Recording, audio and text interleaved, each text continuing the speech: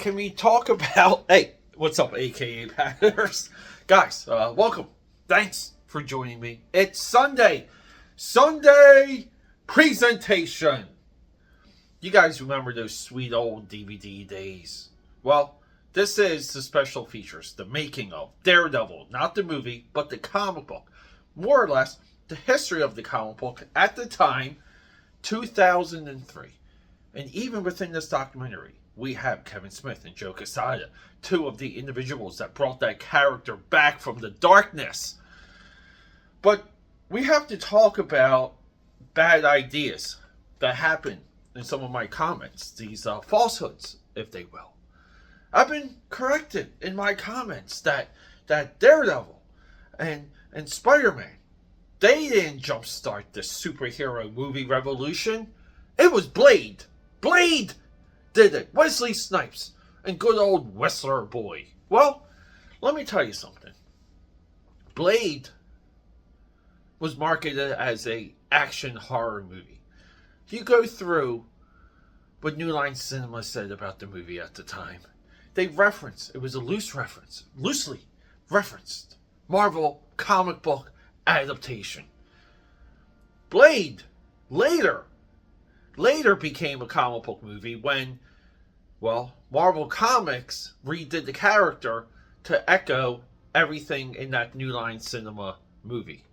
It kind of went the other way, because the comic book version of Blade at the time, not so hot. So, with all of that being said, guys, let's go back to 2003. Let's go back to when you wanted a DVD release. You stayed up all night. You stood in the line. You got that midnight drop. Friends of mine did. I did not. My local Walmart at this time for the Daredevil director's cut didn't drop it and had to go back the next day. I'm going to get you, Deptford, New Jersey Walmart.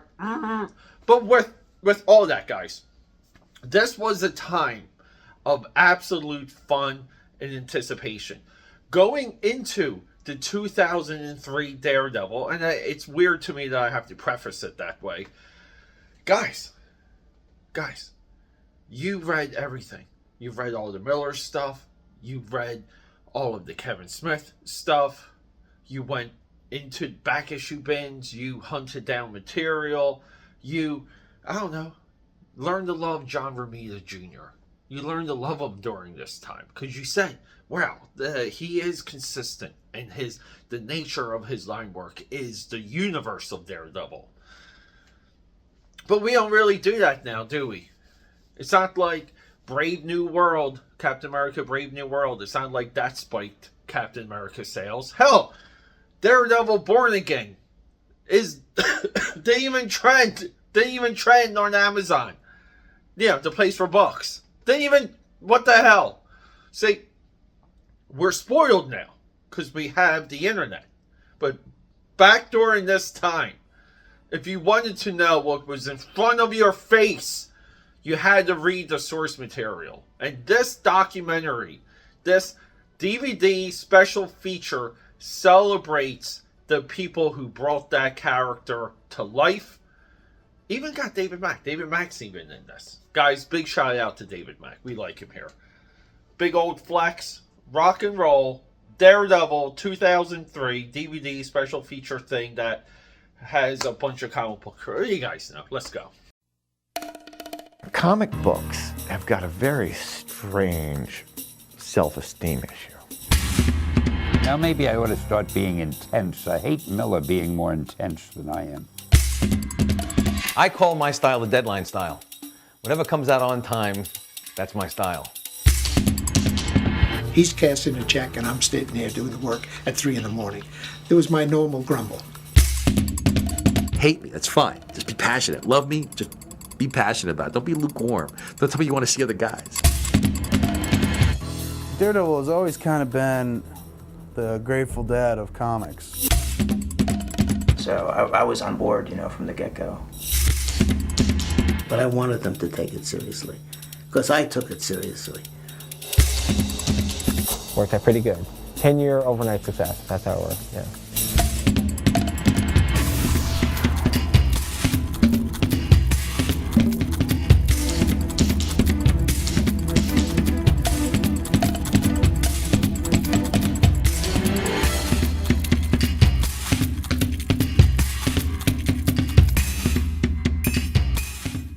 I wanted something for Bill Everett to do.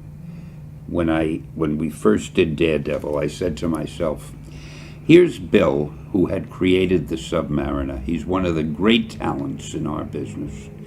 And as far as I know, he isn't doing anything. I've got to dream something up for him. And a number of people had written articles in different papers and magazines about the fact that all of our heroes, all the ones that I had come up with, were flawed. So I thought, well, I got to find a guy with another flaw. That seems to be what turns people on. Strangely enough, I was afraid that there might be a negative reaction to a blind superhero, primarily among blind people. I felt they would feel, what's this guy trying to do? We can't do things like that. Is this some sort of a parody? And I was nervous about it. And then I was amazed to find we got more fan mail in the beginning from charities for the blind. They said that the people that we're involved with are so grateful that there is a blind superhero, and they love that idea. And oh man, what a relief that was for me. It felt good to get that kind of mail. It's a funny thing about Daredevil's costume. It started out being yellow, and I really am no authority on what color costumes should be. I used to leave that really to the people who did the coloring in our office. And a lot of people said, we don't like the yellow costume. So being a man who makes very profound decisions, I said, okay, how about red?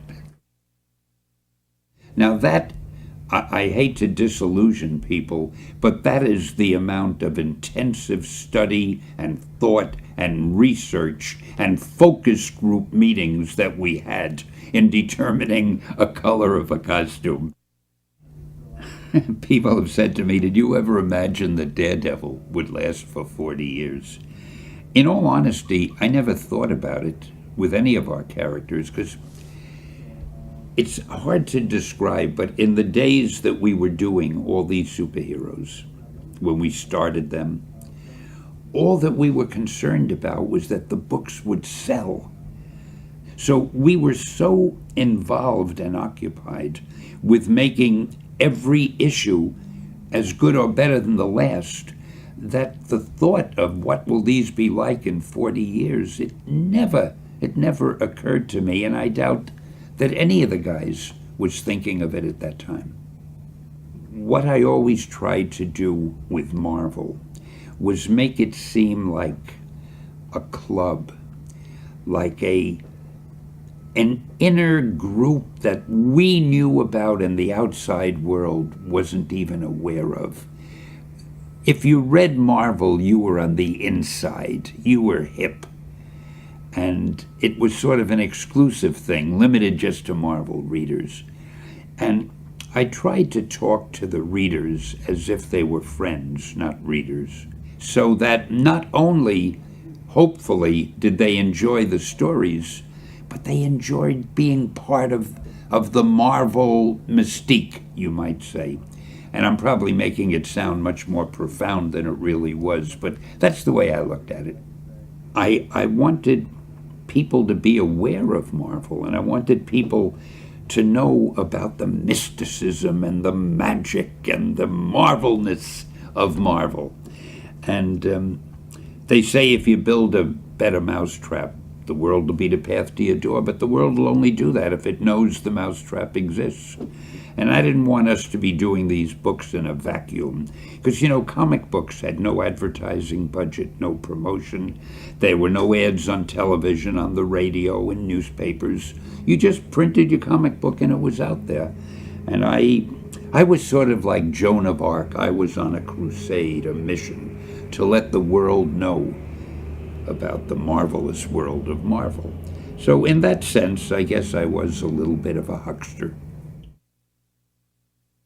To me, placing the dialogue balloons was very important because it's part of the artwork. A lot of people don't realize that. They just shove the dialogue wherever they have room. But here's a panel with an illustration, and you have space that's empty and space that's filled with line work. When you put a dialogue balloon in with a pointer or a sound effect or a caption along the top or the side or the bottom, you're contributing to the artwork. That, in essence, becomes part of the illustration. I spent more time deciding where the dialogue balloons would go than I spent writing the dialogue. Writing the dialogue was easy. Sometimes I couldn't put too much humor in the story itself because it was a highly dramatic story and you don't want to break the mood. But I tried in things like the credits, and I wrote all those things. I wouldn't let anybody else touch them for years.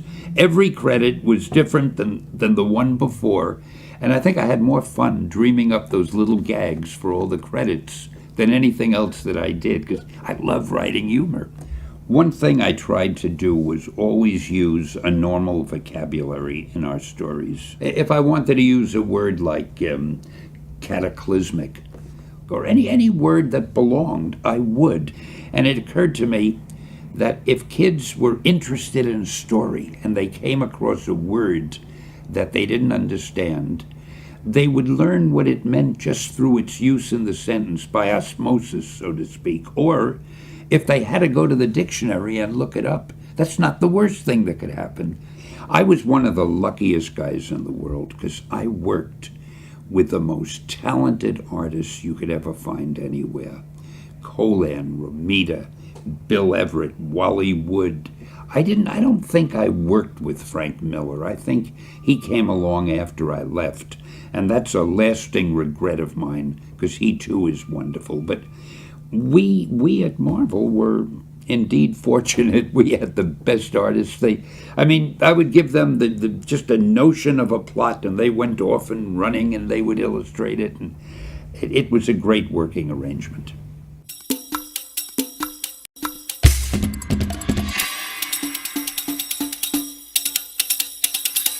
I told Stan that I was tired of penciling. I thought I was burned out. In 1965, I thought I was finished. And I said, oh, ink, I can help you that way. If you give me pencils, I can polish them up a little bit.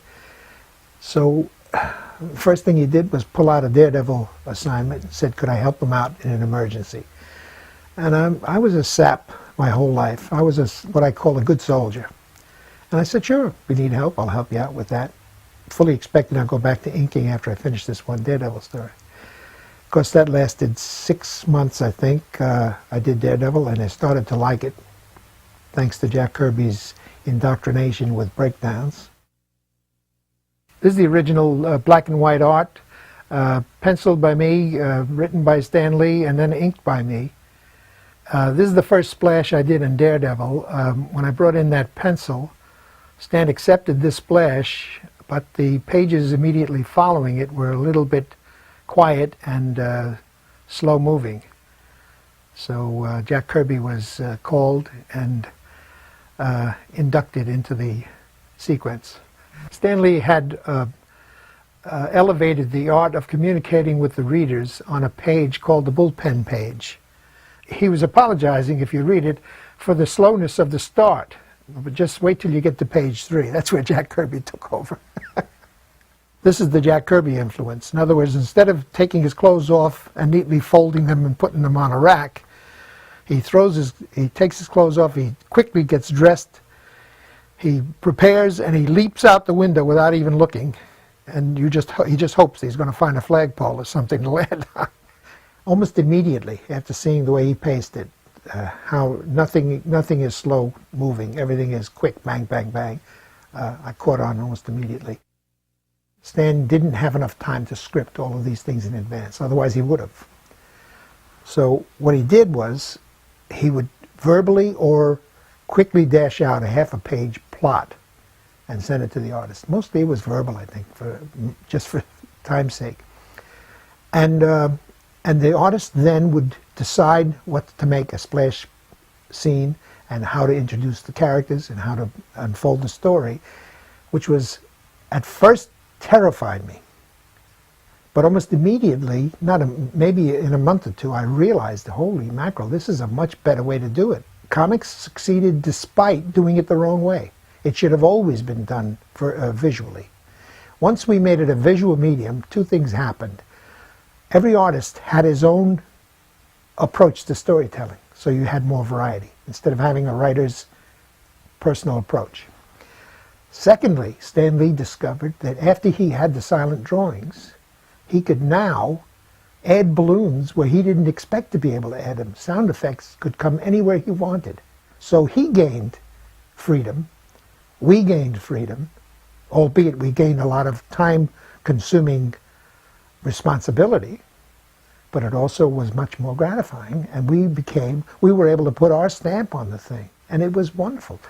If anything made comics boom, I think it was that accident of expediency. The Kingpin is my favorite creation.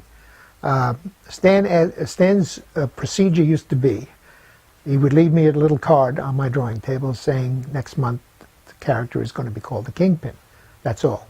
No description, no limitations. The sky was the limit. All the criminals, master criminals that Ditko and Jack Kirby had created had a similarity. They were all lean, mean-looking, mustached, with a felt hat and a striped suit. That what I would call the established criminal type.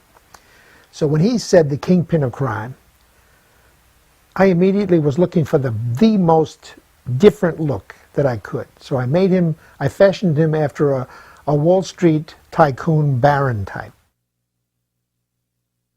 John Jr.'s run on Daredevil is probably one of the most satisfying things that ever happened, because it turns out that I worked on Daredevil for a short period of time, but I felt like it was mine. He then took a run on it, quite a run. The thing with John Jr. is I didn't have to critique him, because the thing that mattered most was storytelling, which was natural to him. And that comes about from the fact that when I started Daredevil, he was about 9 or 10 years old. And we were plotting stories as a family. So help me, when we were driving to Cape Cod one time, 5 or 6 hours in the car, we were plotting Daredevil stories. He loved it. He took off. He started drawing immediately. From the time he was 10 years old till he was about 15, he just did a million drawings, never showed me one. Never showed me one. He said it wasn't ready for me to look at yet. He said, when it's good, I'll let you see it. And I never intruded. I had known that parents can kill a spark faster than anybody by overzealous following and informing and advising. No, I didn't want to do that. So after 6 months, I was in love with Daredevil. And Stan, he asked me, you know, in the 3rd or 4th month, I did a Spider-Man as a guest star. He was trying me out for Spider-Man without my knowledge.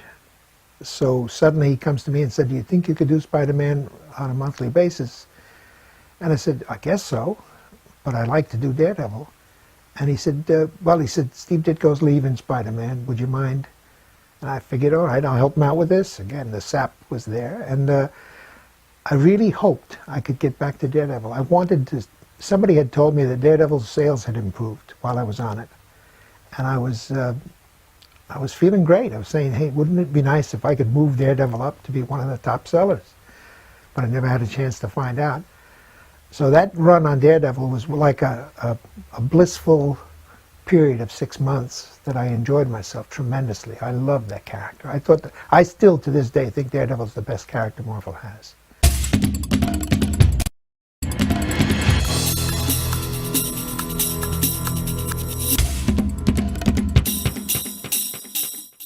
Hi, my name is Gene Colan, and welcome to my studio. I was on Daredevil for approximately 6 years. I enjoyed it, every bit of it. It was getting to the point, though, where it was getting very difficult to keep choreographing the same fight scenes and have them look different. And sometimes I would bring it up to Stan, why are there so many fights in all these stories? Why can't we get away from it? He says, because this is what the fans really want to see. I kept it fresh and original by approaching it each time as if it were the first time. Each time I got a story, and each time I handed a story and I got another one, it was always uppermost in my mind as to how different can I make this one, and this one, and so on. And as they came in, it was almost like an assembly line but I just threw myself into it, lived another life in a sense. I tried to get into that story myself. I tried to jump into the page and try to imagine what it would be like to see it visually as an outsider. What am I looking for? What am I trying to capture? If there was a fight scene, I would try to do it in a way that would confuse the reader.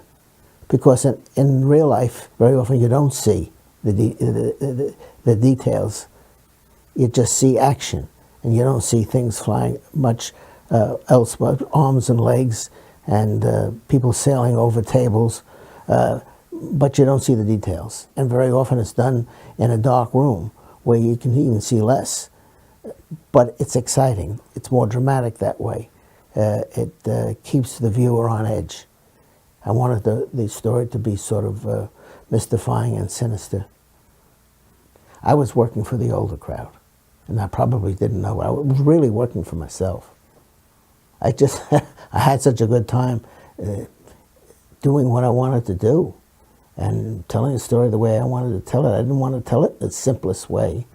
I wanted to be confusing, and I wanted to be complex, and I wanted the reader to think about it a little bit, take it seriously, even though it's not a thing to take seriously, but I wanted them to take it seriously, because I took it seriously. You have to really love what you're doing, above and beyond anything else. It's just something you're drawn to, literally drawn to, and whether you get paid or not get paid. And for anyone that wants to study art or go into art as a profession, if they're not passionate about it, the chances are they're not going to be that successful about it either. My feeling about what I'm doing, the love that I have for it, how dramatic and how believable I want to make it to the readers, gets right into the artwork. It's an unconscious thing. And that's how a style, I believe, is developed too. That's an unconscious thing. When you have developed a style, it's as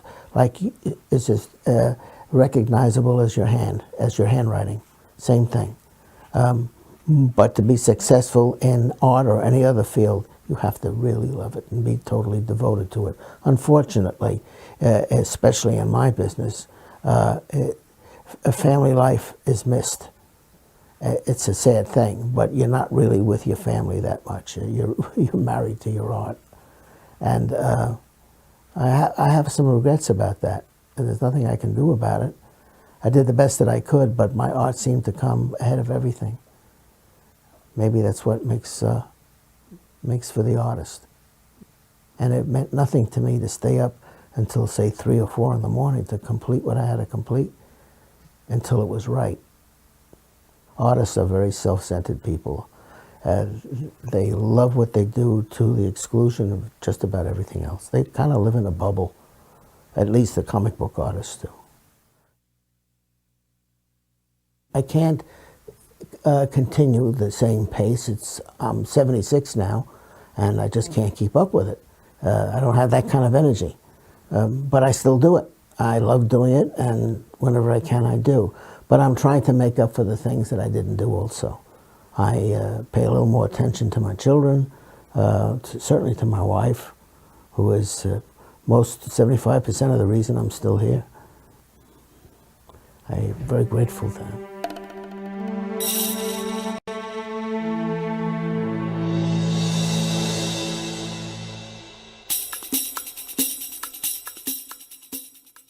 What I'm after when I draw my pictures is I'm after your guts. I want you to feel something. I don't want you to like me necessarily. It's like the same with my characters. And what I'm after when I draw is evocation. It's not pretty. I love beauty. I don't care about pretty. I got to draw a couple of issues of the secondary Spider-Man title. They've guest starred this character, Daredevil, that I'd never really paid much attention to. I mean, I'd read the old Stan Lee, Gene Colan issues, and I really enjoyed them, but I had never thought of this guy as a major player.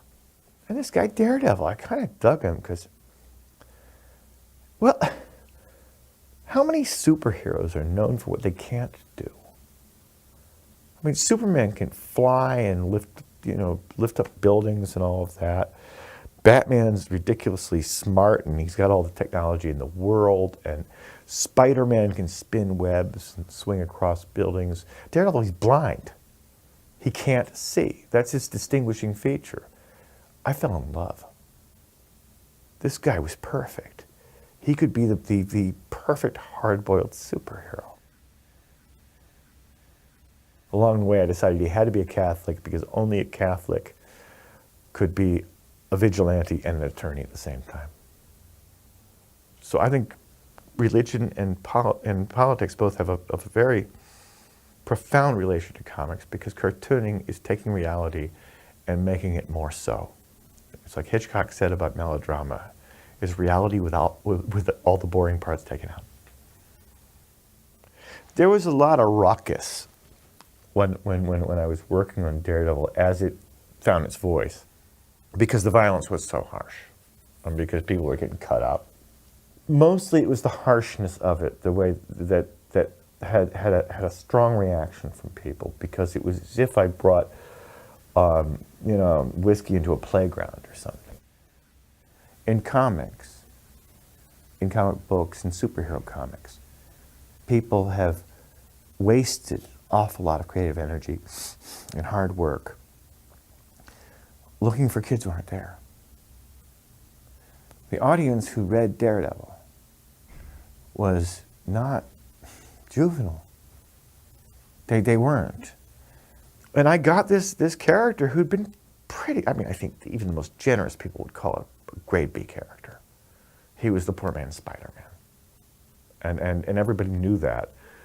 But I kind of saw this guy as being something much cooler. Matt's been the guy I punish for all my mistakes and sins. Because he really is, he is a flawed hero. In that he's a man who intends to do good and causes much damage. Matt should have been a villain. He had a horrible childhood. His romantic life is the worst.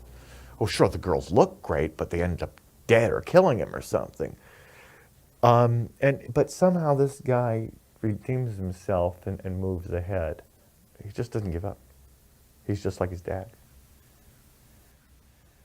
With Born Again, what I was really at, it was I think the first of a series of works that I've been involved with, where I've looked at taking the machinery of the hero apart and putting it back together in leaner form, so it was more pure. An awful lot of the conventions of the superheroes comes from the fear that was generated in the 1950s by the Senate hearings and the Comics Code and all that censorious nonsense. In Born Again, I really wanted to just say, okay, once and for all, I know you guys were moving fast. I mean, I know you guys, I know Stan, Bill, Stanley, Bill Everett, Wally Wood, all the rest. I know we all have to work for a living, and I know you kind of bashed this one out, okay? But let's take a look at it. Let's take a look at what works. And the Catholicism angle worked. And the senses work. I mean, Daredevil is by far and away the sexiest hero in comics. But beyond that, this lawyer vigilante thing, I mean, it's always been shaky. It's a fun contradiction, but it's a contradiction. And so I thought, break it down, destroy him. And then have the real deep hero emerge. And what I thought was the winning idea was I got rid of the costume for a good long time. And so that he wasn't wearing the tights, and you realize the hero wasn't the costume. The costume was just dressing around the hero. I introduced Elektra in the first issue of Daredevil that I wrote. I had been waiting to bring her in. I thought there was something stupid about the way superheroes always had these normal girls for girlfriends.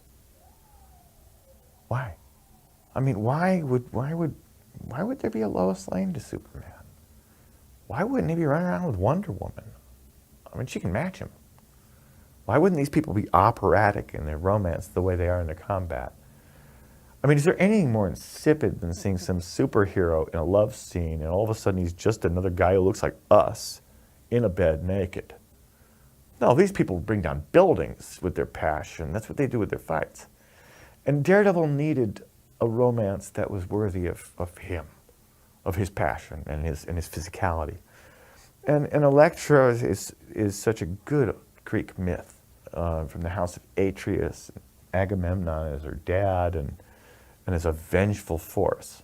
And also, come on, Freud named a complex after her. I mean, she's got issues. And I just expanded upon that.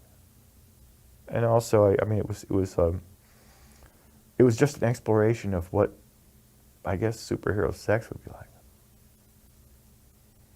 I've been writing Daredevil for a few months when I told him I wanted to steal the Kingpin away from Spider-Man. And that was risible at Marvel. Like, who the hell wants the Kingpin? He was the Jackie Gleason of supervillains. I mean, he might as well have been called Fat Man, because what he mainly did was he used his belly to fight Spider-Man. He was not known as the most brilliant achievement of the Stan Lee regime, okay? But he was just what I needed, because I needed a gang lord. And my colleague John Byrne took me aside at one point, and you know, as he was doing his X-Men run, and we were just having a ball being rivals at the time, and he said, "You know what you got to do?" He said, "You got to do this. You draw this guy the way he's been drawn for the whole first issue he's in." And I went, "Yeah." John was older and entered the field earlier than I did, and he said, "Then you turn him into a Frank Miller character. Light him. You're the guy who does the lighting." And he gave me a wonderful moment, which is where the Kingpin goes from being this line clear guy, you know, visually conceived by John Romita, who has one of the most beautiful lines that the field has ever seen. And then I have him light up a cigarette, and all of a sudden he was mine. There's a tension with the Kingpin, Bullseye, and Elektra and Daredevil that all was a psychodrama. Bullseye is the ultimate bad boy. He's a psychopathic killer, yes. But he's really good at it, and he's really smart. The final act of the Elektra story had to involve him. And she had to be cruelly and coldly murdered by the worst possible enemy Daredevil ever had, because it was his ultimate humiliation. Along with losing the love of his life, he also, it was in such foul circumstance that the man was mocking her as he murdered her. And I don't think the symbolism of that sigh going through her was lost on much anybody. I mean, it was a rape murder in a superhero comic. It's pretty weird.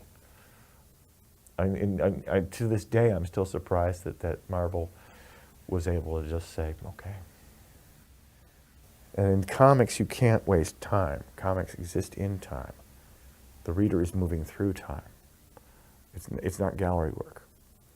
And so you have to know how to produce it expeditiously, because that's where comics gain their energy. That's what makes them sexy. That's what makes them fun, is that they don't slow down in an artistic sense. Everything is narrative. What's done by the hand in comics is something that movies cannot approach. We've felt so long like we were like, you know, the retarded little bastard nephew of media that we've forgotten that we're better at certain things than they are. And then, yeah, movies are much better at a bunch of things. Movies are much more powerful. Movies control pace. A cartoonist has to be really smart to slow you down. A filmmaker just has to leave the camera where it is for a long time. And it's a different set of virtues and weaknesses. So yeah, I came in wanting to make comics more cinematic. I stay in wanting to make them less so.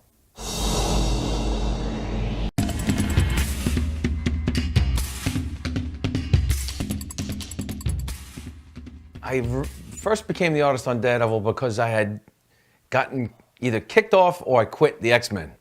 And I had this crossroads in my mind where I didn't know if I wanted to be a cartoonist anymore. I was really fed up with the industry. And it wasn't because of comics itself, it was personalities. The guys I was dealing with were boneheads, to say the least. At any rate, Ralph Macchio asked me if I wanted to do Daredevil. Simple as that. He said it's a great character, and he says you can do full pencils and do your own storytelling, play to your strength. And that was it. It was simple as that. I was ready to walk from the industry at that time. So it was a nice, and that actually, to me, is a turning point in my so-called comic books career. I was ready to go at that point. Then working on Daredevil, I suddenly got invigorated and improved from then on.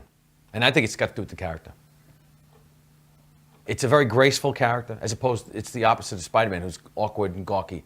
But it's a graceful character, and the costume reveals a nice amount of muscle tone that you can play with. And it's a simple costume with the 2 Ds. And I actually picked that character to be the most fun to draw out of all the characters I've drawn, more than Spider-Man. Although the Punisher is a close second because it reminds me of my uncle. The differences between my father drawing Daredevil and me drawing Daredevil is he's just a better artist than I am. I remember seeing it vividly. The first things he did when I was a kid, they stuck in my head. And he explained things to me. This guy's a blind lawyer. Wow, he's blind? I mean, being a kid at that age, anything that is different was fun. And the fact that this guy's a superhero, surrounded by a whole bunch of guys, and not only that, but he's blind, I got to hear more about this guy. So in my mind, it started out as my father. By the time I got to the end of my hand, it was me. The only pressure I felt about being my father's son artistically was self-imposed. Nobody else ever gave it to me. There were people made comments all the time when I was first starting. You're only in this business because of your father. You wouldn't be here without your father, And after I got finished standing on their chest and punching and screaming, I ended up having to draw anyway. And I was in my own mind, I wanted to be as good as my father. And if you're going to strive to be better or as good as someone, why not strive to be somebody that's great? So it was self-imposed, and yet it gave me a great incentive to work harder. I call my style the deadline style. Whatever comes out on time, that's my style. And that's the truth, because I've always been so greedy. You try and work fast enough to pay the bills and so on, and I want to own a certain car. And if nobody else in the industry says this, if they all think that it's an important medium, that's cool. But it's a money medium. You make money. It's part of the life. And at the time, I was getting paid nothing page-wise, just like everybody else that starts out. So you tend to work on speed. Excuse me. You tend to work with speed. That sounds terrible too. Speed is important to me. Drugs have nothing to do with this. The quicker you are, the more money you make.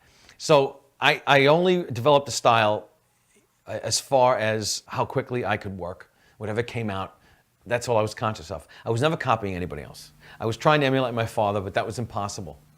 You do anything every day for 26 years, 12 hours a day, you're going to get good at it eventually.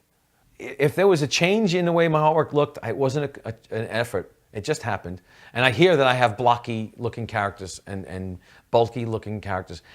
If that's the style, so be it. And if it's not consistent, again, I'm not conscious of it. So it might just be what I ate on a Sunday, and whatever comes out on Monday depends on what you eat over the weekend. Who knows? The greatest thing I think I have ever done to this point, if you can call it great, was working on Man Without Fear with Frank. And it was originally slated for 64 pages. So I started working on it. And I was thrilled to death working with Frank, because I had pretty much gotten to the business around the same time he did. And his work was just fantastic. And as a writer, it's even better than his artwork. And it was started out 64 pages. I got about 40 pages done. He says, I got an addendum. He calls me up and he says, I have an addendum. I'm throwing a couple of pages, which ended up being 80-something pages. In between page 43 and 44, there was 80 more pages. It ended up being 144 pages, this thing. He says, listen, you won't see Daredevil in costume till the end of the book. And I said, okay, let's go with it. And it was more fun and more rewarding than anything I ever did, because it was, if there was ever a weakness in my storytelling, even to that point, it was flushed out working on this, because you couldn't do anything but storytell in this. First thing is, as soon as the mortgage bill comes in the mail, my ass is just nailed to this spot. On a serious side, Jack Kirby said, sit down and do the work. and then stop. You're basically working on commission. Ask any commissioned salesman or any commissioned worker in this world what it's like, knowing that if you don't work that day, you don't get paid. That's a scary feeling. And we don't get sick days because you work at home. You're supposed to be taking care of yourself. So I take the vitamins and I drink a ton of water. Although I do have to get up quite a few times during the day. When you drink a lot of water, you have to get up out of your desk.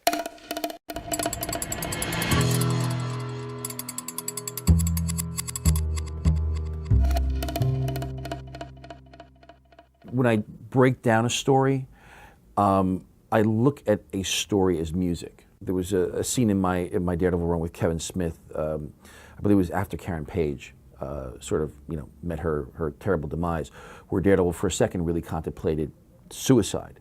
And I think I broke down those pages into like 24 panel grids or something. They were very, very tiny panels, but each one sort of had a rhythm to it. And by composing the panels in that sort of a small configuration, I also wanted to give this sense of prison bars, imprisonment, and very tight and claustrophobic surroundings. And what do you do? Time's running out. Life stinks. I got to get out of here. And what's the only way out? I got this gun at my feet. So those are the kind of things I try to add to the story, but ultimately I run instinctually when it comes to storytelling. I just do what I feel is right for the moment.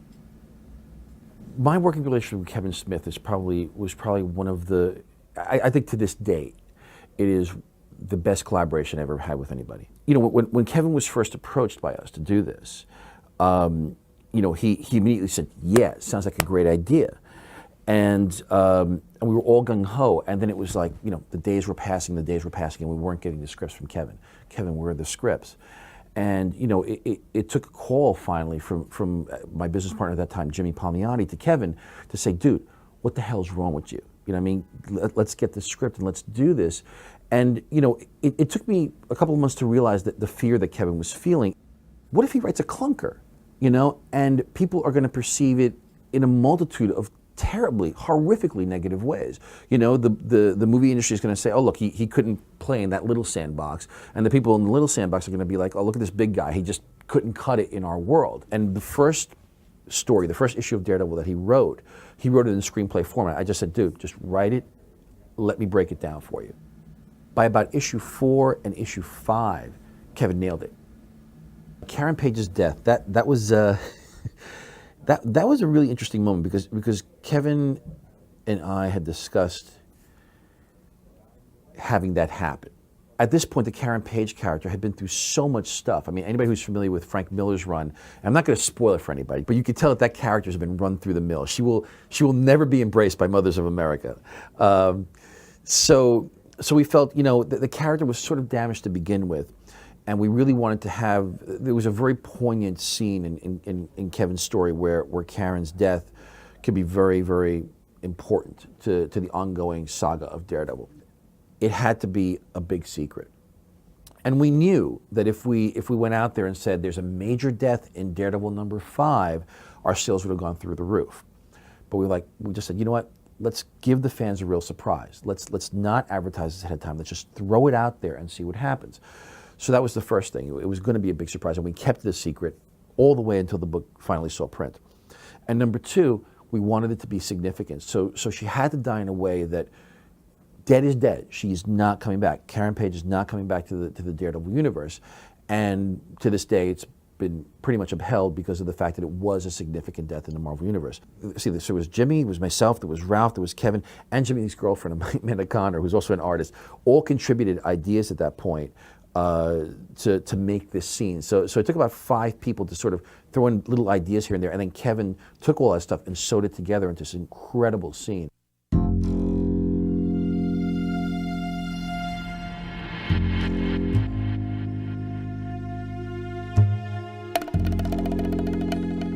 When Kevin sent me the final script, I called him up and I said, okay, I'm a woman. And he's like, what do you mean? I'm like, I cried. He's like, you are a woman. As editor-in-chief of Marvel right now, I'm responsible for a lot of the look, a lot of the way that the books are, the overall look of the coloring, the kind of artists we hire, more importantly, the kind of writers that we look for, the way we tell our stories, and then the other part of this job, which I really wanted to sort of get a hold of, what made Marvel special was that Marvel had a public face when Stan Lee was here, okay? And in no way, by the way, am I ever comparing myself to Stan Lee, because Stan Lee's a mutant, okay? I just want you to know that, because he does have a superpower. And Stan's superpower is that if you ever met Stan, okay, you could meet him for 10 seconds, and he'll say, hey, how you doing? Put a hand on your shoulder, and you feel like you've known him forever. Stan had that amazing mutant power. I don't have that. But what I do have is I have the internet at my disposal, and I have a big mouth, and I'm very opinionated. At Marvel, we're sort of like the hot blood and Latin family. We're the Sicilians, you know what I mean? We're out there, and we're yelling at each other, and DC is very waspy. They're very proper, you know, they're very dynasty, so to speak. And that's really the big difference between the two companies. And that was the other thing that I sort of wanted to reinstate, that there was this sort of like ridiculous detente between DC and Marvel for like the last few years, where they were doing crossovers, and they were doing this thing called amalgam, where they put their characters together, and it was like, oh God, it bored me to death. And I remember what was cool when I was growing up was the fact that it was DC or Marvel, man. You belonged to one gang or another. It's healthy to have kids at the store or at the bookstore, at the comic shop, wherever it may be, talking about it, you know, and disliking one company or another or whatever, but they're buying everybody's books. But the important thing that matters is they're passionate about something. And if it's passionate about loving Marvel or not loving Marvel, that's great, you know, because to me, being passive is just death.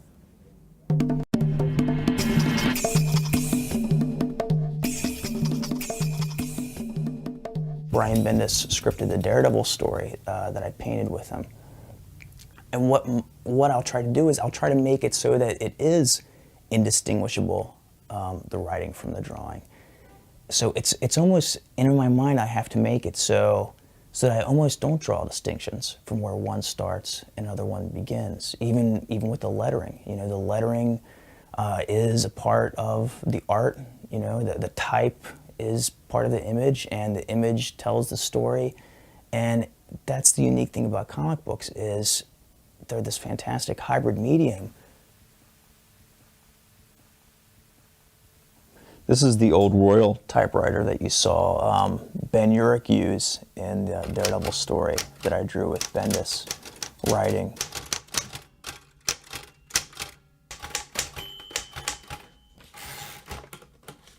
For a lot of my collage stuff, I save a lot of the things people send me or things that I find, and I end up somehow using it, you know, in my work.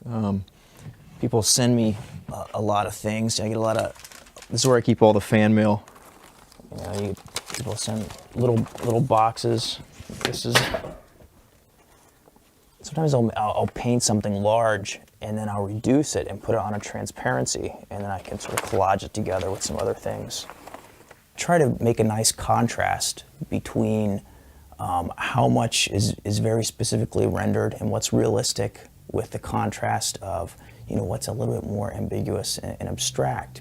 Because when you're working on this, after a while, you sort of realize if you make everything, if you give the audience 100% of everything, there's a certain point where they don't have to think about it anymore. So what I try to do is I try to give them just enough where they finish the idea in their mind. Writing and drawing and painting, that's the idea. The more you do that, the more you realize it's like a conversation with the reader. There's more of a give and take. There's a photo reference here. This is from the Daredevil story. It's me posing as Matt Murdock, and there's me as Ben Urich. There's Timmy. When the story opens up, there's this child, Timmy, who he's almost catatonic, and he's just sort of talking in comic book terms.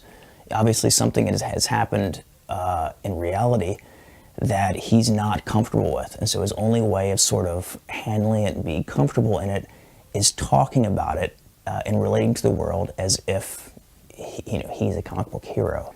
So we thought, well, how fascinating would it be if in Timmy's world, you know, it's all Joe Quesada art. For the longest time, Joe said that, you know, yeah, he's on it, and he thought it was a good idea, and he's going to draw these stories. Well, it turned out, you know, with his editor-in-chief job, he just wasn't able to do the artwork in time. So Brian said, you know, well, it doesn't matter, David's going to do it. And he just said, you know, David, do these, you know, just do Joe Quesada. He's like, just you know, you're going to do this, but you're going to draw it as if it's Joe. You got to make everybody believe these pages are Joe Quesada. The interesting thing about this story is that the central character, it turned out to be Ben Urich from the Frank Miller stories before, and from Born Again. We'd seen him get more and more of a role in some of the Frank Miller and Born Again stories. But this was a time where Brian was really able to give, you know, Ben the foreground and not look at him only on a superficial level. You got to see throughout the story, Ben discovered why he does what he does, you know, at the same time as the readers, you know, do. When I'm in the middle of a book, what I'll end up doing is taking all the pages that I've completed so far, and I'll sort of, you know, layer them around, you know, the area that I work, and often I'll pull out some other tables that I'll have here, so I'm able to work on, you know, an entire scene, several pages at one time, and I can see how they fit into the context of the rest of the story.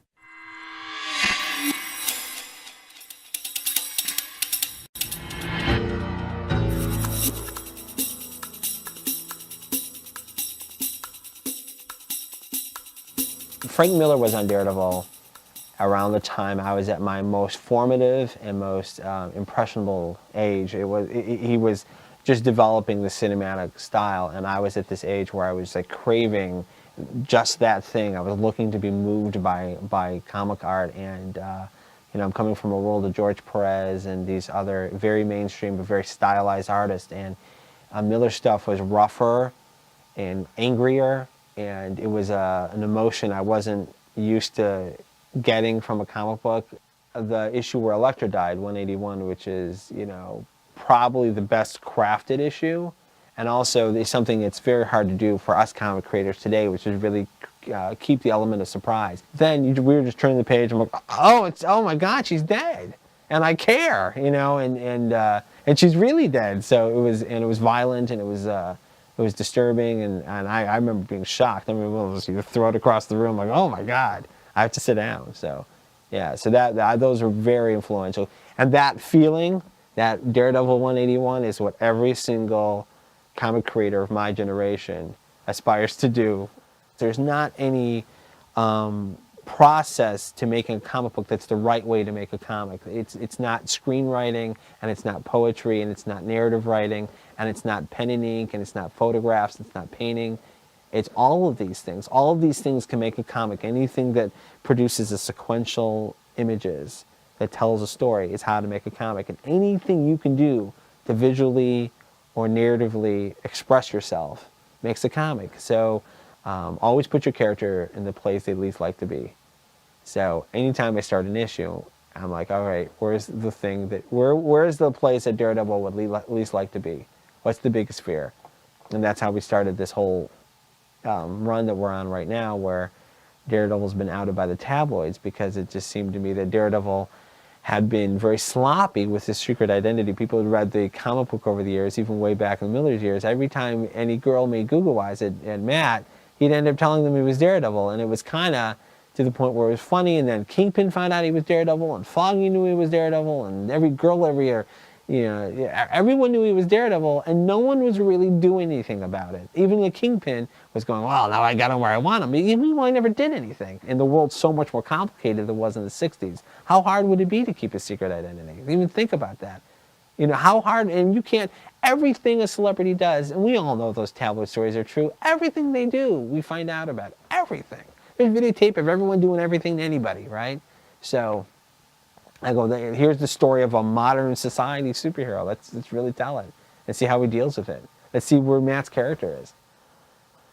Well, what happened with that following artist is that artist became like superstar artists, and then it got into this weird area where the artist had totally taken over every aspect of the creation of the comic, and everything was big double-page spreads, and, you know, and tons of bats and flowing capes and chains, and there's a great tradition in comics of the splash page. You turn the page and boom, there's the shot, and then it became every page was the boom, there's a shot, boom, there's a shot, boom.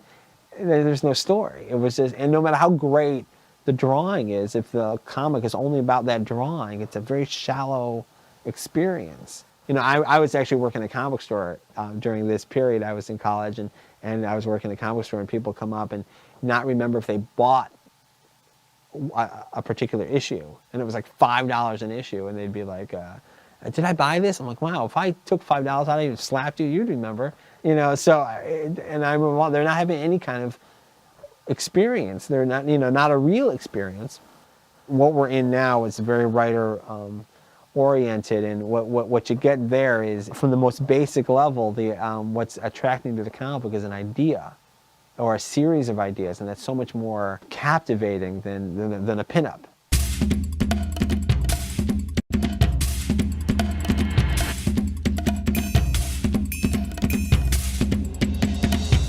When I was writing Guardian Devil, I killed off a character called Karen Page. Now, this was a character who nobody really cared about at that point in the books. I mean, A, nobody cared about Daredevil. It wasn't selling. And B, people didn't really care about Karen anymore. You know, Daredevil had had affairs, of course, with Elektra and Typhoid Mary and, any number of chicks. He was kind of a pussy hound of sorts in the comics, which was another really kind of interesting aspect of his character that set him apart from most superheroes. So we killed her off, man, and you would have thought that we, killed Christ. It was insane, the kind of reaction people had to it, the bad reaction people had. How dare you kill off a character who's been around longer than you, that character's older than you. And it's like, hey man, nobody, cared about the character lately to begin with. But it proves that you should never go mucking with comics continuity. Boy, you tend to tick off people you didn't even know existed. When we were working on Guardian Devil, I had zero interest in touching Elektra. It was bad enough we were touching Daredevil, which, we'd all felt was Frank's character and will forever be Frank's character. So that was a dark enough, long enough shadow to kind of work in without having to bring Elektra into it as well. And I felt too that Frank had done, the Elektra Lives Again graphic novel, which nobody was ever sure whether it was canon or not, whether it was part of the continuity or not. But in that book, Elektra was very clearly dead. Elektra was Frank's character, unlike, Daredevil or the Kingpin, or even Bullseye. Frank created Elektra, it was his character. So Joe's position and my position as well was like, Frank says she's dead, she's dead. Frank killed her in one of his storylines, and that's that. I mean, it's one thing to go into the closet and put on your dad's clothes. It's another thing to fuck your dad's wife. And that's kind of what I felt like, about Elektra. It's one thing to go and play in the Daredevil universe, but then to add insult to injury and be like, I'm going to do Elektra too. No, forget it. The kind of interesting backstory or subplot involving his mother, Maggie, who kind of left him as a kid and apparently joined a convent. I mean, that was fantastic to me because, I was raised Catholic. So I was, oh my God, he's more or less, he's a Catholic superhero. He's not a dude going to church every Sunday and whatnot and receiving the host, but had a very, very Catholic streak running through him. But I really appreciated that and played with that a lot more in my storyline, actually putting him into the confessional and whatnot. Really steeped it a bit more in Catholicism because it lent itself to it based on the work that had gone before. And I think the kind of Catholic angst, or the angst that comes along with being Catholic or raised Catholic, was quite obvious in that character and inherent to how powerful that character is or can be. I was in the midst, and still am in the midst of doing this Daredevil Bullseye Target book. The first issue came out, I wrote the first issue December 2001. And the book came out, 3 months ago, 3 months ago. And I still haven't even written issue 2. That's bad, that's horrible. And by the time this DVD comes out, God willing, it'll be done. Quesada said, well, nobody's gonna do the Daredevil Bullseye story until you do it. I'm not gonna let those two characters get together again unless you write it. I said, you don't make that, you don't wanna say that. I mean, I'm flattered, but he's like, no, I promise. Says nobody's going to do it except you. Excuse me. So one day I read that Bendis is going to do that story at the culmination of one of his arcs. And I called up Quesada and I was just like, hey man, I guess somebody's doing that Daredevil Bullseye story. And he said, oh, I forgot. It's kind of a blunder on my behalf. And I was sorry that I called him up, sorry now, I wasn't sorry then, because at that time I was just like, you said it was me. And it was one of those things in life where you get older and hopefully you mature as every day goes by. But it was more about keeping a dude to his word than it was me wanting to tell a story. And not the best way to go about a project, to go about any project. You know, you never want to write a story unless you're inspired to write a story. You don't want to write it just because, like, well, I should write it, right? Because the last time they met was on my watch and I should do the follow-up to it. So it was kind of a blunder, kind of a big blunder. And I wish I hadn't done it, but I did it. So now I have to finish Target because I took the character out of Brian's hands.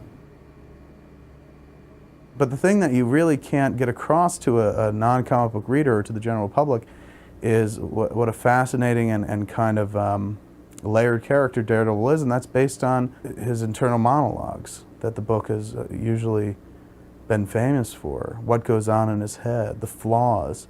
And that's not very simple as going like, this is a dude who wears a cape and a cowl and he fights a dude named the Joker. You know, that's visually kind of interesting, and it rises and falls right there. Daredevil, you can't just hold up a picture and get people excited. They have to kind of give it a test drive for themselves. Daredevil has always kind of been the Grateful Dead of comics, right? You know, he's always had hardcore fans who'd follow him everywhere, anywhere, but, you know, he doesn't have the breakthrough playability of the Rolling Stones or the Beatles. So I think the movie will definitely break him through into the mainstream, hopefully for better, not for worse. And maybe that'll then bring a bunch of people in the comic book stores to go back and read some of the character-defining work that's made him such a great comic book character for years.